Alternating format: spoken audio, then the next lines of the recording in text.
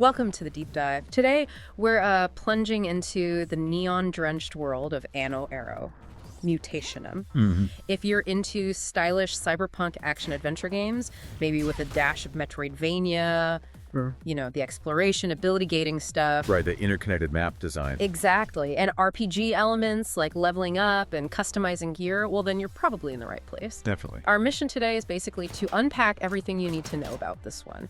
From its really unique visuals to the gameplay, how people reacted to it. Yeah. The goal is, by the end, you'll have a much clearer idea if this particular cyber adventure is, for you. Exactly. And at its core, Anno, Mutationem, it puts you in the boots of Anne Flores. She's this sort of hardened heroine on a really personal mission. Right. And it all takes place in this vibrant, neon-soaked place called Scop City. Gameplay-wise, does this cool blend of 3D exploration and then, bam, intense 2D side-scrolling combat. Developed by Thinking Stars, published by Lightning Games. That's right. First hit PC, PS4, PS5 back in March 2022, and then later it came to Switch in September 22 and Xbox September 2023. So it's pretty much everywhere now. Okay, so when I first started looking into Anno, Mutationem, honestly, the visuals were the first thing that absolutely jumped out at me. Just, wow. Oh yeah, you can't miss them. And digging into what people wrote, seems I wasn't alone. Lots of sources call it gorgeous, uniquely stylish. It's got this pixelated 2.5D look, but set inside these super detailed 3D cyberpunk worlds. It's a striking mix. Totally. People call it striking, a feast for the eyes. And it's how it blends the 2D pixel characters with the full 3D cities.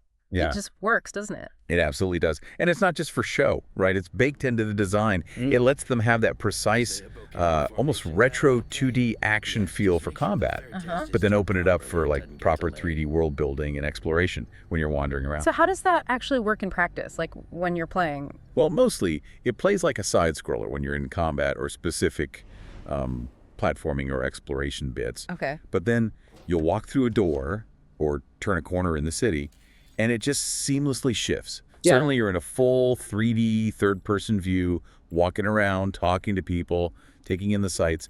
It uses the best of both, really. That sounds pretty cool. And it's not just the visuals, right? The audio side gets mentioned a lot, too. Yeah, definitely. It sounds fantastic. There's this acclaimed atmospheric soundtrack. Really nails the cyberpunk mood, people say. Sets the tone perfectly. Plus, full voice acting in English, Chinese, and Japanese, which is, pretty impressive for an indie title. It really is. And Anne's English voice actor, Susie Young, she gets a lot of specific praise. Yeah, I saw that mentioned quite a bit. There was one tiny note, though. Something about the spoken lines not always matching the subtitles perfectly. Right, a minor thing. Yeah. You might notice it occasionally. A word here or there is different. But honestly, it's not something that really pulls you out of the experience. Just a little quirk. Okay, so strong foundation visually, strong audio. Which brings us to the big question. How does it actually play? Exactly. And this is where it gets really interesting, I think. The core is this punchy and responsive side-scrolling combat. Anne's got quite the arsenal. Light and heavy swords, guns, grenades. She can string together combos, dodge, even parry attacks. Seems pretty dynamic. And that variety adds a nice tactical feel. Some of the tougher enemies, for instance, they have shields. You got to break those with heavy hits before you can really lay into them with like a finisher move. Adds a layer, yeah. It does. Adds this satisfying rhythm. Now, while most people like the combat, some critics did find certain fights a bit annoying. Sometimes there are enemies that just keep respawning. Oh, those infinite minion waves. Yeah, exactly. Those can drag a bit. Yeah. And the parry mechanic, that got some mixed feedback too. How so? What was the issue there? Well, some felt it wasn't like rewarding enough. The timing might be okay, but the enemies recover so quickly after you parry them. Ah, so you don't get that big satisfying counterattack window you expect sometimes. Precisely. It felt a bit underwhelming for some players expecting that kind of payoff. But interestingly, the overall enemy design and the feel of the combat, it's drawn comparisons to classic Mega Man games. Oh, really? That's high praise, in a way. Suggests tight design. Yeah, like a focus on patterns and specific encounter design, almost like little combat puzzles. But beyond just the fighting, A&O has solid RPG stuff too, right? It does, and gets skill upgrades, you unlock new abilities, you can backtrack to areas, find secrets you missed. Standard Metroidvania loop there. Right. Plus customization, stats, skills via skill tree, tweaking your gear. You collect stuff, buy stuff, craft items. And you can mod your weapons with chips, too. Lots to tinker with. So you can really tailor Anne to your playstyle. Seems like it. And it's not just Anne you're developing. The world itself sounds incredibly detailed. Oh, absolutely. Scop City is just bursting with flavor and character, as one review put it. No. You explore all sorts of places. Neon streets, yeah. But also, like, complex underground labs, weird back alleys. Secrets hidden around. Tons of secrets. And lots of quirky NPCs to chat with. Including, and this is important, a cyborg corgi. Okay, sold. A cyborg corgi. Right, and you could even do little side jobs. Like, there are bartending mini-games, which are surprisingly fun, just a little change of pace. Huh. I love weird little details like that. Gives the world texture. It really does. It makes the city feel less like just a backdrop for combat. Okay, speaking of character and story, let's dive into the narrative side of things. Right. So Anne's main goal is finding her brother. Pretty personal quest. And she gets help from some quirky characters along the way. Definitely quirky. And the plot itself, it gets into some pretty deep stuff, described as rich, dark, and often bizarre. Yeah. You've got your mega corporations, naturally. Like Cyberpunk staple. Exactly. Mysterious fringe groups, strange creatures. Yeah. It's got intrigue, for sure. But I sense a but coming. The reception to the story wasn't universally glowing, was it? That's fair to say, yeah. Okay. It's kind of interesting. While people praise the intrigue, you often see reviewers call the story short or occasionally disjointed. Disjointed how? Like maybe unwieldy or too intricate for its own good. Some felt it just tries to do too much in the time it has, which can lead to the narrative feeling a bit rushed. Exposition sometimes doesn't feel supernatural, just kind of dumped on you, and characters might pop up and then disappear too quickly before you really connect with them. Leaving you wanting more from them. Exactly. It feels like this common indie challenge, right? You have this amazing visual style, punchy gameplay, but maybe the ambitious story threads don't quite all tie together perfectly in the end. Something had to give, maybe. Resource constraints, maybe. Balancing act. Could be. And again, just echoing that earlier point, minor disconnects sometimes between the voice lines and the subtitles. Right. So, okay, we've got this visually stunning game, fun combat, interesting world, but maybe a slightly flawed story. How did all that shake out with critics and players overall? Pretty well, actually. On Metacritic, it's holding steady in the high 70s. Like 79 for PS5, 78 for PC. Solid scores. That's definitely respectable. And on Steam. Even better from the players themselves. Yeah. Overwhelmingly positive, last I checked. Like 80% positive out of more than 5,000 reviews. Wow, okay, so players are really clicking with it. Yeah. If you summarize the reviews, the praise consistently hits on the punchy combat, the amazing art style, the visuals, the immersive world, getting a good amount of content for your money, and Anne herself as a strong lead. And the downsides mentioned? Pretty much what we discussed. Narrative flaws, the story, the script. Some mentioned occasional finicky controls, and not universally. And yeah, some reports of long load times on certain platforms. Okay. And what about the community buzz, like on Reddit? Does that match up? It really does. You see people just saying it's so much fun, calling the story pretty neat, even with its quirks. And everyone loves the cute sidekick. A corgi? Or is there another one? There's another key sidekick too, yeah. People love the art, the characters, the whole hybrid gameplay thing.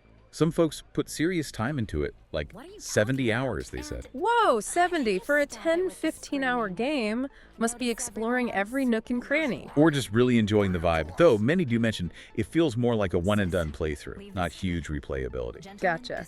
And performance-wise, how does it run across all these different consoles? Generally really well. It seems pretty stable on the newer consoles, PS5, Xbox Series X and S. And it holds up okay on the older ones too, PS4, Xbox One, Switch. Even the Switch, that system sometimes struggles. Yeah, it holds up. That distinctive art style, maybe it's just well optimized. It seems to run smoothly for the most part. You might get minor frame dips in really busy fights or the odd loading delay. Especially on older hardware, maybe. Exactly. Or the Switch version is sometimes noted as being just a touch laggy compared to others, but generally it's a solid port. Okay, good to know. So, stepping back a bit, how does Anno Mutationem kind of fit in with other games out there? Who are its peers? That's a good question. With its slick look and fluid combat, you could maybe see echoes of something like NieR, Automata, or even the Ori games in terms of flow. Okay, I can see that. And that whole 2D meets 3D art.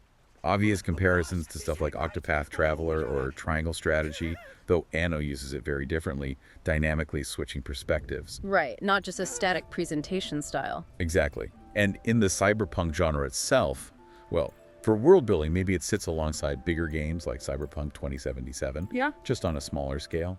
But the combat takes you back to side-scrollers, like we said, Mega Man.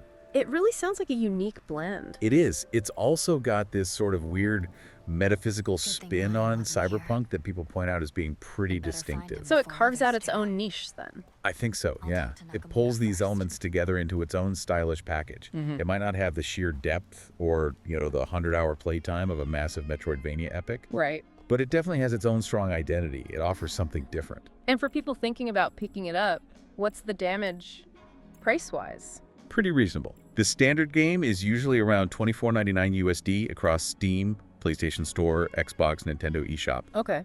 And there's an upgrade pack too. Yeah, for about $14.99 more, gets you some cosmetic stuff like costumes, a weapon pack, some in-game items, part of the soundtrack, and a digital art book for the superfans. Gotcha. Okay, so decision time. After digging through all this, what's the final verdict? Who should grab this game? All right, let's boil it down. You should definitely buy Anno Mutationem. First and foremost, if you're just captivated by that unique 2D meets 3D cyberpunk look, that's its killer app, arguably. Yeah, the visuals are key. Totally. Also, buy it if you enjoy fast, side-scrolling action combat with some decent RPG progression layered on top. If you like games with a really strong sense of atmosphere and cool world building. If you appreciate games that just try something visually different, and if you don't mind a story that's interesting, but maybe has a few rough edges in pacing or character stuff. No, perfect for someone wanting a shorter, stylish action RPG fix. Like 10, 15 hours. Exactly. Yeah. A compact but really memorable journey. Okay. And who should maybe hold off or give it a pass? Right. You might want to wait or pass if you absolutely need a deep, perfectly told story above all else. That's maybe not its strongest suit. Fair enough. Also, if you really dislike any kind of screen clutter during combat, it can get a bit busy with effects. If minor inconsistencies between dialogue and subtitles really bug you, or simply if you prioritize games with huge replay value or super precise, pixel-perfect controls. Okay, that seems like a clear breakdown. Hopefully. So, summing up, AMOT, Mutationem, it sounds like it really delivers a visually knockout, energetic cyberpunk ride, tight combat, great aesthetics, a really polished indie gem, especially for the price, even with those narrative quirks and maybe a shorter length. Absolutely. It stands out. Which leads to maybe a final thought for you to chew on. As we see more games experimenting like this, pushing visual boundaries, how might these hybrid styles, like Anno's 2D meets 3D, influence where game design goes next? Could it let developers be more artistically unique without giving up on detailed worlds? Interesting point. Like, could we see this kind of blend pop up in completely different genres? Imagine a historical RPG or a fantasy game with this kind of dynamic visual shift. Exactly. What other kinds of stories or gameplay could benefit from blending perspectives like this? Something to think about.